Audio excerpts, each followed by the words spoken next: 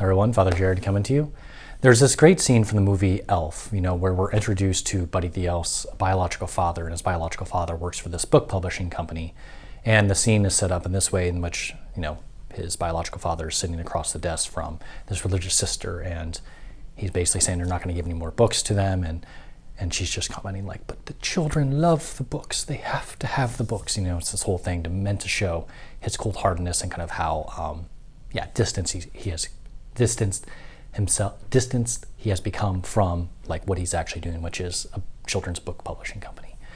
And in that scene, there's oftentimes like I can sympathize it because people make comments all the time like Father so-and-so would, wave at the kids as they were going on mass, give them high fives and da da da da da da da, or like, I can't believe that you're saying that not all of our kids can go to children's literature of the word, or a whole host of things that people oftentimes make the claim of, and I always have to kind of give a response of like, well, but look at this, and people have commented too that it's like, oh yeah, it's great to see you at like sporting events. It's also just been great that like as I'm walking through different towns within our community or within our family parishes, that the kids still recognize me, and after mass they can come up and they can talk to me and they can have a conversation, and even some of our priests have a great rapport with kids in their own way. And I think that's the important thing, is each of us develops rapport with kids in different ways. Some people like to pick on them. I won't name the priest within our family who does that, but I'm sure some of you have noticed that. Pick on them. I also will just sometimes do the same sort of thing, pick on them as well.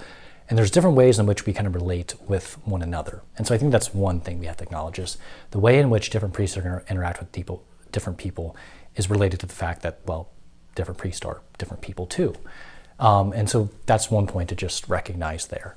Number two, I think it's also important to remember that just because, kids seem to love this thing doesn't always mean it's necessarily the best thing for them.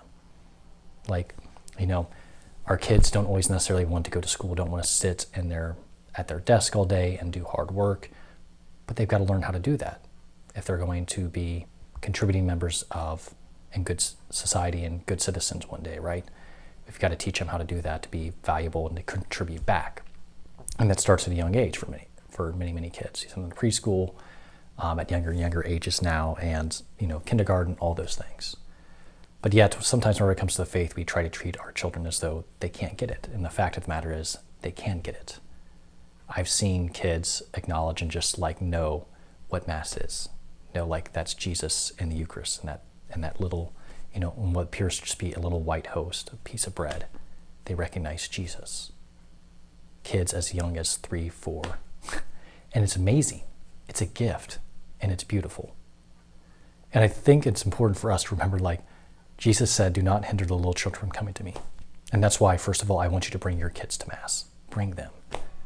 There's this ridiculous thing that we have, and this idea that sometimes people have that, like, not until kids can behave should they come to Mass. And I would say that's kind of blatantly false, because the only way that kids learn to behave at Mass is by, well, coming to Mass. And so let the children come to him. Just come to him at Mass. Are they going to understand every word? No. I mean, like, the idea that the Mass somehow has to be completely understood for us to get something out of it is ridiculous. It's false. John Vianney said that if the priest understood what he was doing, he would die of love. He would die of love. If I truly understood what it was I did at Mass to the fullest extent of what's actually happening, I understand perhaps more deeply than most, because of my training and because of my own experience of celebrating Mass for the past 4.5 years. At the same time, I've not even scratched the surface in so many ways. The Mass is such a gift, it's such a mystery, and it's such an abundance of grace and goodness that we can never plummet its depths. Its treasuries can never be exhausted, the graces that we receive from one Mass. And so I think we need to have some humility to say, like, we don't understand it fully either. Whether we're 5 years old or whether we're 90 years old, either way. Doesn't matter. We can understand certain aspects of Mass, we can go deeper. And we need to better understand the Mass bit by bit. But if we think we finally figured it out, then we've ultimately lost it. because the Mass is at its core a mystery. We say it at the very beginning, like, brethren, let us acknowledge our sins and to prepare ourselves to celebrate these sacred mysteries. These sacred mysteries. And so we acknowledge at the very beginning of Mass, as we acknowledge our sinfulness, our limitedness, our finitude, we acknowledge that we don't have all the answers. I think we need to give that same sort of grace to our children. You're not going to understand everything that's going on at Mass. That's okay. Teach them bit by bit. Help them to behave bit by bit. Bring them to Mass. Do not hinder them. And in fact, I think it's one of the most valuable things a child can see is to see their parents pray. We've lost that. It's not merely teaching by words or like, do you get this on a page, 2 + 2 = 4. Your children are going to learn, our children are going to learn how to pray the Mass by the way that their parents pray the Mass, by the way the people around them pray the Mass, by the way the priest prays the Mass. That is how they learn ultimately what the Mass is by they see us praying.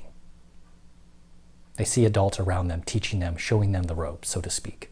Not just as an exterior reality, like this is when you sit, this is when you kneel, but also as an interior reality, that they can see something else is going on. That Dad's not merely distracted, he's actually trying to pay attention. He's like trying to do something more than just simply sit here. And so that's why it's important for us to have kids of all ages at Mass, because it's also a reminder that if babies aren't crying, the church is dying. Bring them. The Lord always wants to be there for us. He desires to serve each and every one of us at Mass as we desire to serve him. So do not fret, do not be afraid of letting the little children come to him. And even like the little annoying whimpers and cries that we sometimes hear at Mass, it's an opportunity for us to also overcome those distractions. Distractions are the prayer life, or the life of prayer. We're going to have to overcome them no matter what, whether they're interior or exterior. Those crosses come to us and we can do something with them and do something beautiful with them. So, bring your children to Mass. I do want them there a lot, so know that. And may God bless each and every one of you, and I hope that you have a blessed Labor Day. I was already saying Memorial Day, Labor Day, and we'll see you around.